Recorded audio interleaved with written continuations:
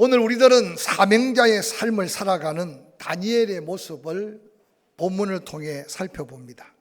여호와 하나님의 부르심을 받고 구원의 은혜를 덧입어 믿음으로 천국 시민권을 가진 하나님의 백성으로서 우리들 또한 이 땅을 살아갈 동안에 크든 작든 사명 감당하는 삶을 살아갈 때 과연 우리가 사명자로서 어떻게 살아가는 것이 가장 복되고 영광스러운가? 다니엘의 이 도전의 메시지를 새해에 다시 한번 마음에 담기를 주의 이름으로 간절히 부탁을 드립니다. 특별히 오늘 본문에서 그 엄청난 고난의 현장에서도 변함없이 함께 하시는 여호와 하나님만을 의지하면서 묵묵히 믿음을 따라 자기에게 주어진 그 사명의 길을 걸었던 다니엘, 그에게 함께 하신 하나님, 그를 통해 역사하신 하나님의 그 크고 놀라운 능력과 은혜, 그로 인하여 상상할 수 없는 하나님의 영광을 드러낸 역사의 현장을 우리는 함께 본문으로 읽었습니다. 그와 같은 능력, 그 같은 은혜를 덧입을 수 있었던 다니엘은 어떤 삶을 살았을까요? 본문 다니엘서 6장 1절은 이렇게 기록하며 시작합니다. 다리오가 자기의 뜻대로 고관 120명을 세워 전국을 통치하게 하였다. 또 그들 위에 총리 셋을 세웠다. 다니엘이 그 총리 중에 하나다. 이는 고관들로 총리에게 자기의 직무를 보고하게 하여 왕에게 손해가 없게 하기 위함이었다. 3절에 다니엘은 마음이 민첩하고 총리들과 고관들 위에 뛰어남으로 왕이 그를 세워 전국을 다스리게 했다라고 증거하고 있습니다. 다니엘에게 이 같은 은혜를 입혔던 이유는 어디를 가든지 무슨 일을 하든지 자기 맡은 일에 충성스러운 다니엘의 삶의 모습을 그대로 보여주고 있는 말씀이 아닌가 생각해 봅니다. 당시 근동 지역을 지배하고 있었던 아수르, 그가 북왕국 이스라엘을 완전히 멸망시켰던 강력한 제국을 이루었습니다. 그런데 바벨론이라고 하는 더 강력한 제국 앞에 아수르는 멸망을 당합니다. 바벨론 또한 영구한 나라가 될 수 없었습니다. 그래서 메대와 바사 제국을 다스리는 오늘 다리오 또한 고레스, 그들을 통해 바벨론 제국이 무너집니다. 오늘 다리오가 바벨론 제국을 접수한 이후에 그 넓은 근동 지역에 12지역적 도를 나누고 그 각 지역마다 방백을 두고 그 지역을 다스리게 합니다. 그 지역 넓은 120도 지역에 그들을 또 다스릴 3명의 총리를 세웠는데 그 3명의 총리 중에 다니엘은 특별히 최고의 자리에 전국을 다스리는 위치까지 그를 높여주었다는 사실을 소개합니다. 다리오 왕이 다니엘에게 그 같은 은혜를 입혔던 이유는 바로 다니엘이 가지고 있던 특별한 은혜 은사 때문입니다. 본문에는 말하기를 그는 마음이 민첩한 자였다라고 소개합니다. 이 민첩하다는 말이 좀 어려운 말인데 원어를 아주 쉽게 말하면 아주 탁월하고 아주 우수한 사람이다. 신명기의 말씀대로 머리 대고 위에 있게 한 약속을 다니엘이 아마 축복으로 받았습니다. 그래서 다리오 왕뿐만 아니라 바벨론 사람들이 다니엘을 능가할 사람이 없었다는 거죠.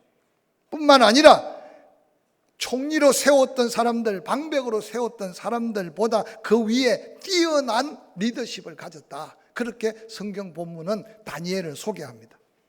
그래서 그 다니엘의 그 민첩함과 뛰어남을 바라본 다리오 왕은 그를 세워서 전국을 다스리는 총리로 세웠다는 겁니다. 여호와 하나님은 맡은 일에 충성을 다한 다니엘을 머리 대고 위에 있게 하심의 약속을 덧입혀 주신 것은 우리가 남은 생에 살아가는데 우리의 삶에도 하나님의 어떤 은혜가 필요할지를 구할 수 있는 소망의 도전이 되기를 주의 이름으로 간절히 축원합니다. 이같이 포로로 잡혀온 다니엘이 승승장구할 때 그를 시기하는 바벨론의 어리석은 무리들이 등장합니다. 본문 다니엘서 6장 4절 5절은 이렇게 말합니다. 이에 총리들과 고관들이 국사에 대하여 다니엘을 고발할 근거를 찾고자 하였으되 아무 근거, 아무 허물도 찾지 못하였다. 그가 충성되어 아무 그릇됨도 없고 아무 허물도 없었기 때문이다. 그런데 그들이 이르되 이 다니엘은 그 하나님의 율법에서 근거를 찾지 못하면 그를 고발할 근거를 찾을 수 없을 것이라고 말합니다. 당시 어리석은 총리들과 고관들, 그들이 아무리 다니엘의 허물을 찾으려고 해도 다니엘은 그 어떤 허물도 그 어떤 그릇됨도 찾을 수 없는 다니엘의 모습. 그래서 그들이 이제 그냥 다니엘을 그대로 둘 수 없는 시기심과 투기심이 발달해서 다니엘을 잡으려면 하나님을 섬기는 그 믿음의 근거를 찾지 않고는 다니엘을 고발할 근거를 찾지 못했다고 말하고 있습니다.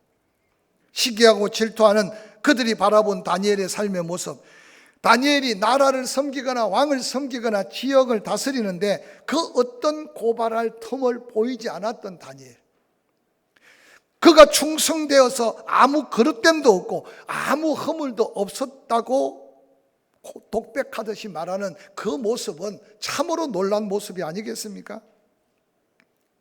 저는 바벨론 메대와 바사 제국의 그 총리들과 고관들이 다니엘을 평가하며 말하고 있는 이 말이 오늘 세상을 사는 우리를 바라보고 있는 세상 사람들의 고백이어야 함을 다시 한번 기억하는 저와 여러분이 될 수 있기를 주의 이름으로 간절히 축원합니다. 어리석은 자들은 포기하지 않습니다.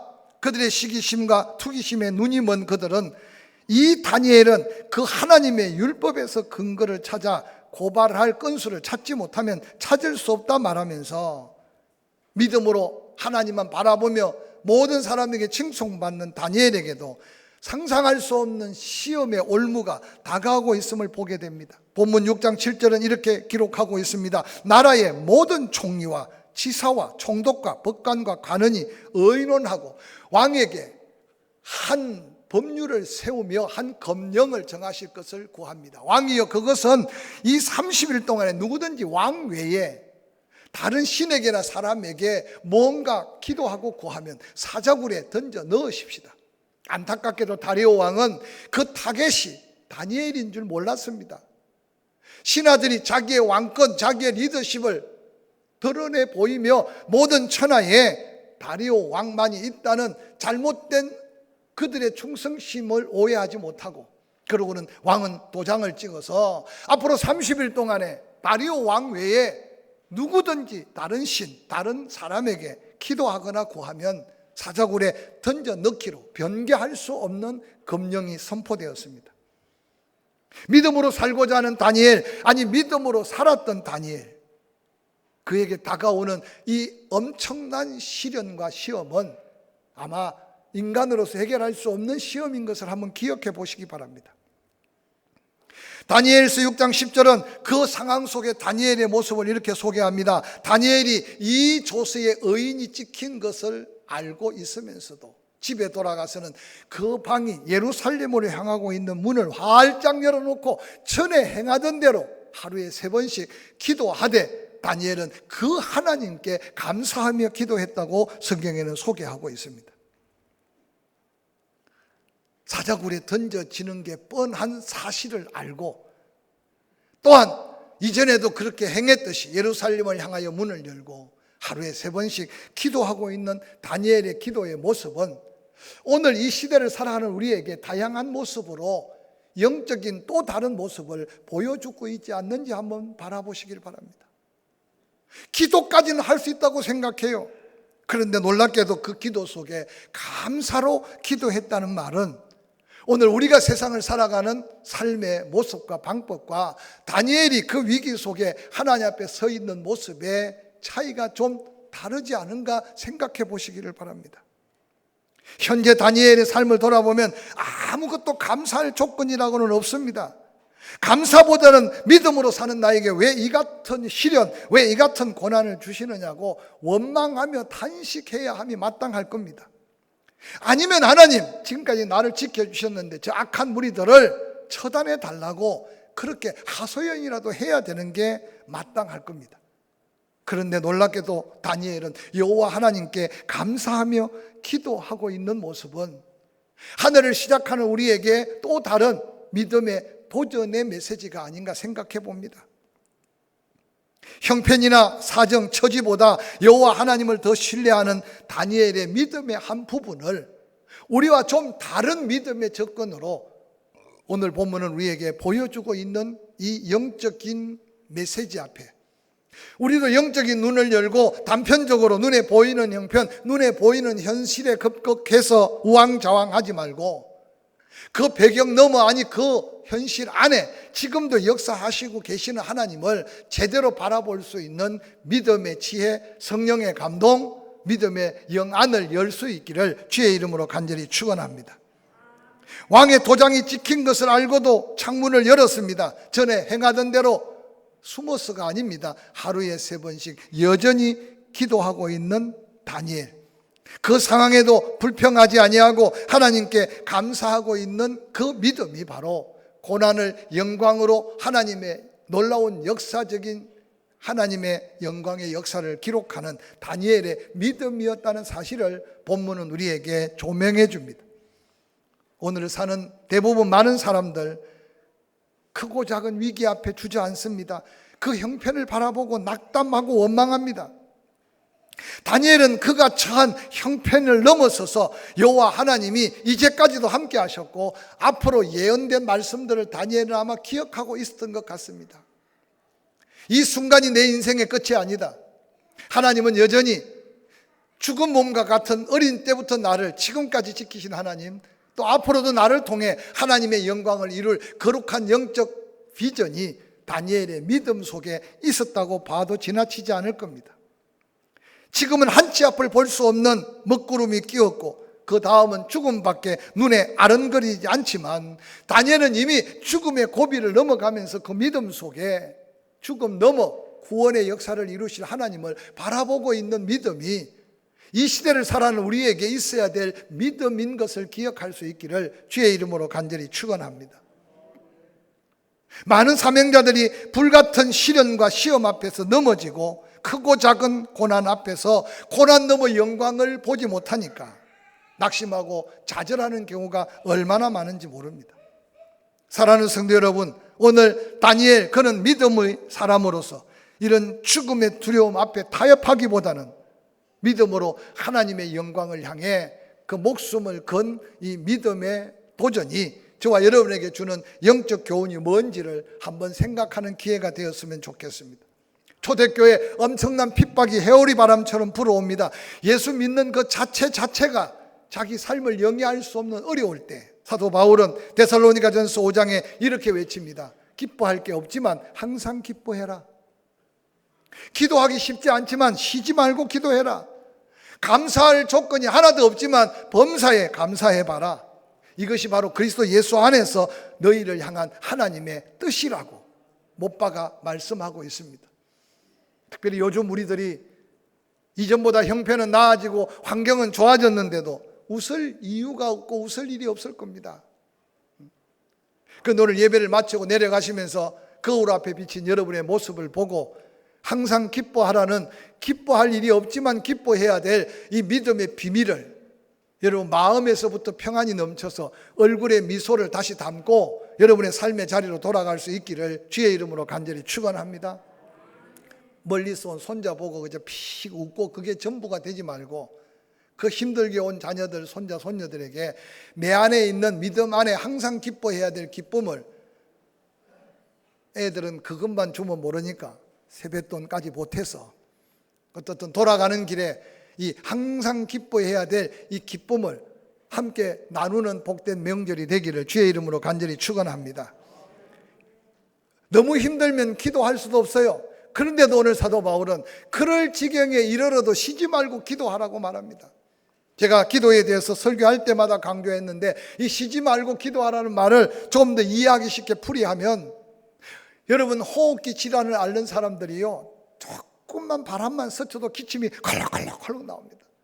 조금만 환경이 바뀌어도 기침이, 방 안에서 마루만 나와도 기침이, 차를 타고 내려도 기침이. 그래서 이걸 가르쳐 줄기침이라 그래요. 여기 쉬지 말고 기도하라는 원어적인 뜻은 그렇게 줄기침하듯이 조금만 환경이 바뀌고 조금만 상황이 바뀌어도 기도로 시작하고 기도로 마무리하라는 뜻이에요. 할렐루야. 차를 타면 기도하고, 안전하게 운행했으면 차를 내리면서 기도하고, 집에 들어갈 때 기도하고, 화장실 들어갈 때 기도하고, 나올 때 기도하고.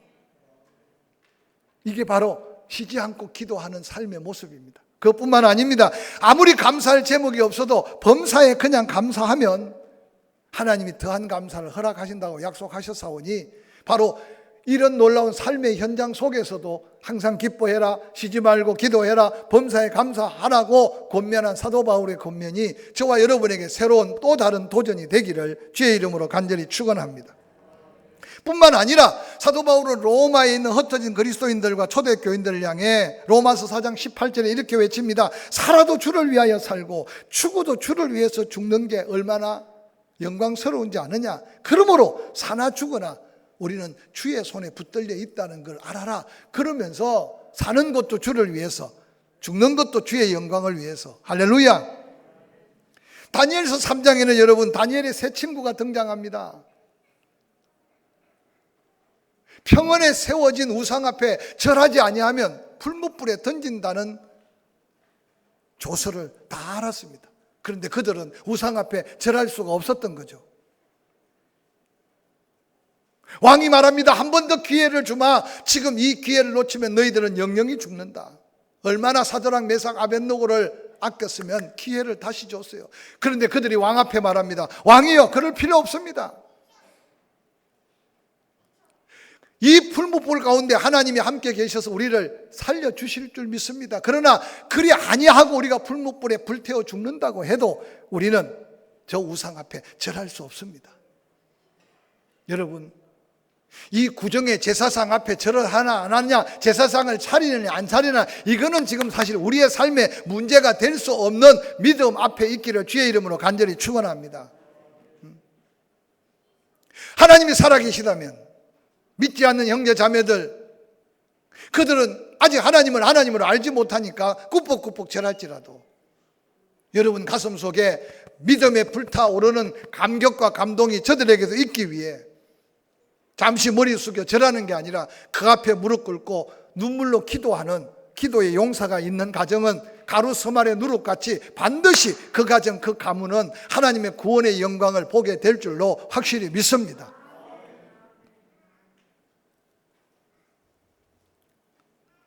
사드락 메삭 아벳노고 왕이 보통 때보다 7배나 더 뜨겁게 풀무불을 데웠으나 그곳에 3명을 결박하여 떨어뜨렸지만 4명이 함께 춤을 추며 하나님의 영광을 돌리면서, 아니 우리가 3명을 불에 던졌는데 어떻게 불 속에 4명이, 그러면서 성경 저자는 성령의 감동으로 기록하기를 그 한 사람은 주의 사자와 같더라.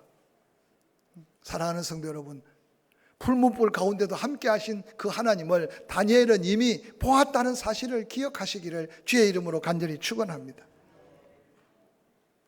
오늘 세상 사람들이 바라본 다니엘, 아니 다리오 왕이 다니엘을 바라본 다니엘이 섬기는 하나님의 모습 어떠했을까?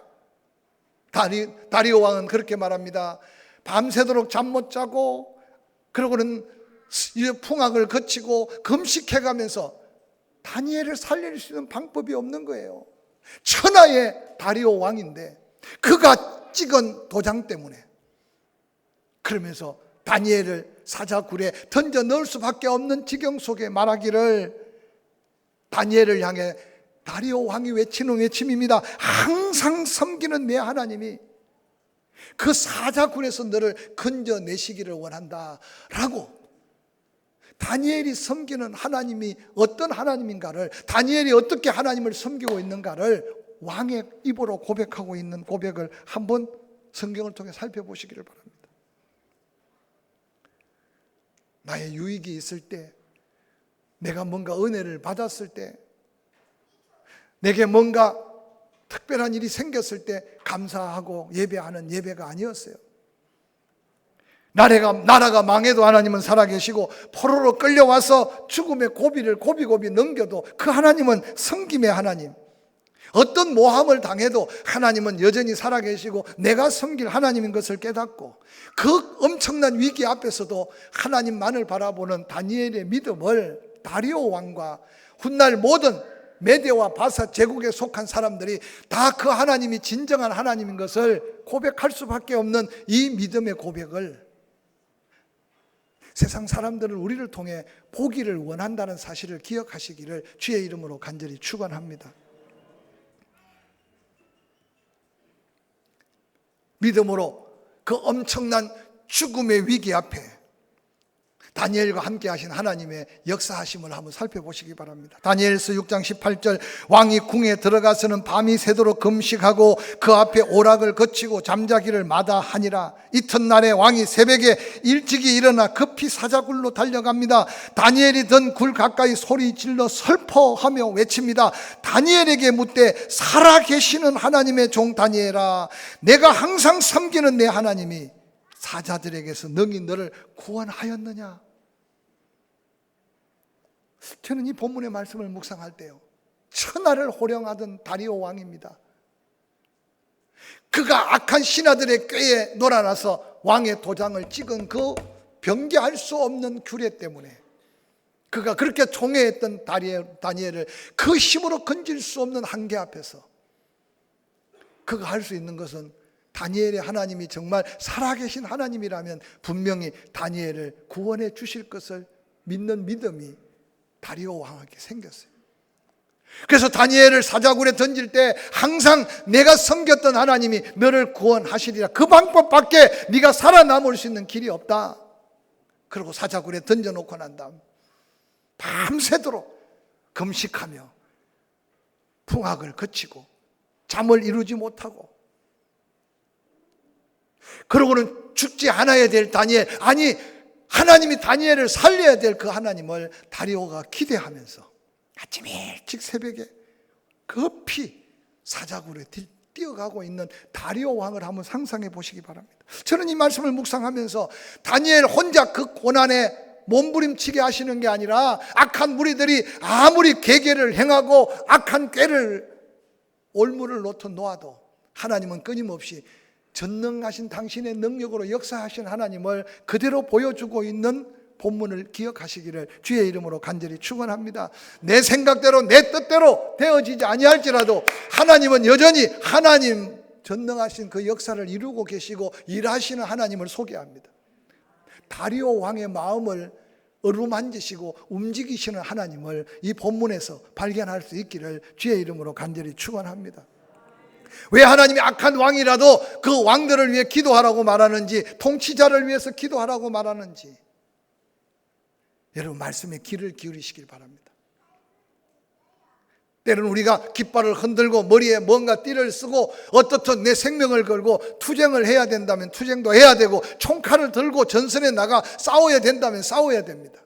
그러나 그보다 더 우선적인 것은 하나님의 사람이고 하나님의 하나님 되심을 믿는다면 그 행동적인 도전보다 믿음의 기도가 앞서서 행해진다면 반드시 하나님은 역사하신 하나님인 것을 기억하시기를 주의 이름으로 간절히 축원합니다. 왕의 마음을 만지신 하나님, 그 밤을 하얗게 세우고 난 다음 사자굴에 달려가서 소리치고 있는 다리오 왕의 모습을 한번 상상해 보시기 바랍니다. 살아계시는 하나님의 종 다니엘아, 하나님은 살아계시는데 그 살아계신 하나님이 함께하는 종 다니엘아, 내가 항상 섬기는 내 하나님이 사자들에게서 능히 너를 구원하셨느냐라고 외치는 외침. 저는 이 말씀을 묵상하다가 믿지 않는 가족들, 우리 주변에 우리를 아는 수많은 사람들이 때로는 조롱할 수도 있고 우리를 비웃을 수도 있어요. 그러나 기억하세요. 하나님 나와 함께 하심을 믿음 안에 고난을 영광으로 바꾸어 갈 수 있는 은혜를 덧입는 순간 믿음의 사람과 함께 하실, 사명자에게 함께 하실 전능하신 하나님의 역사를 기대하면서 새벽에 사자굴에 찾아온 다리오 왕처럼 우리에게도 그런 은혜를 향한 도전의 간구가 있을 수 있다는 사실을 기억하시기를 바랍니다. 오늘 세상 속에 인간의 한계를 넘어서는 위기 앞에 얼마나 많은 사람들이 끊임없이 불안과 초조, 두려움에 여러분 발부둥 치는지 모릅니다. 누군가 기도하고 있다는 게 얼마나 하나님의 강력한 역사인가를 보여줄 때를 우리가 이 시대 속에 살고 있음을 기억하시기를 주의 이름으로 간절히 축원합니다. 저는 오랜 세월을 살지 않았지만 지난날을 돌아보면서 깜짝깜짝 놀라는 것은 누군가가 한 가문을 선택해 놓고 기도하고 누군가가 한 가정을 선택하고 기도할 때 어느 날 기도한 그분은 천국 가버리고 없지만 어느 날 돌아보니까 여러분 구원받을 가능성이 전혀 없어 보이는 가문이고 가정인데 상상할 수 없는 구원의 역사가 일어난 것은 기도 응답이고 하나님의 역사라고 밖에 고백할 수밖에 없는 현장을 수없이 목격합니다. 이번에도 명절을 맞아서 고향을 찾거나 또 고향을 찾아온 믿음의 권속들 여러분, 자녀들이 믿음 안에 있도록 기도하는 부모의 기도는 반드시 그 자녀들의 삶에 하나님의 살아계심의 증거로 함께 하실 줄 믿는 믿음의 증거를 보고 하나님께 영광을 드러낼 수 있기를 주의 이름으로 간절히 축원합니다. 살아계신 하나님의 종 다니엘아, 내가 항상 섬기는 내 하나님이 사자들에게서 능히 너를 구원하시겠느냐? 여러분, 이 외침이 메아리 쳐서 사자굴 안에 계속 메아리 칩니다. 다니엘서 6장 21절에 다니엘이 외치는 외침입니다.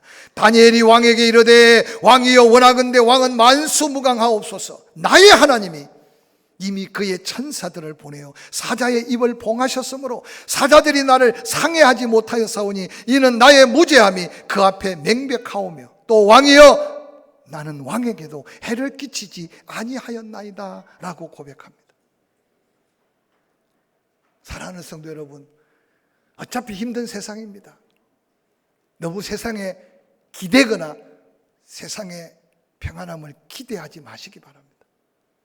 한 가지 평안하고 한 가지 즐거우면 그보다 더한 기도 제목과 시련과 연단은 우리의 믿음을 단련하여 정금같이 사명 감당하는 자로 세우시기 위해 계속 되어지는 걸 기억하게 될 겁니다.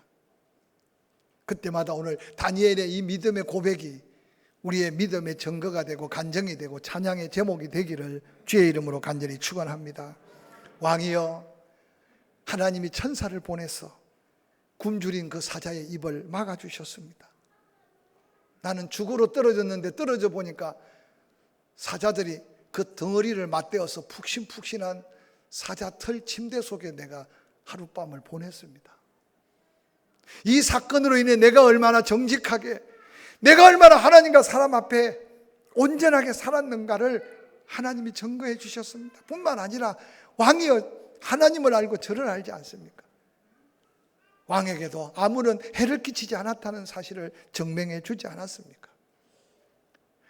우리의 믿음의 사람들은 세상 앞에 말로 이길 수 없고 세상 앞에 세상의 힘으로 이길 수 없어요.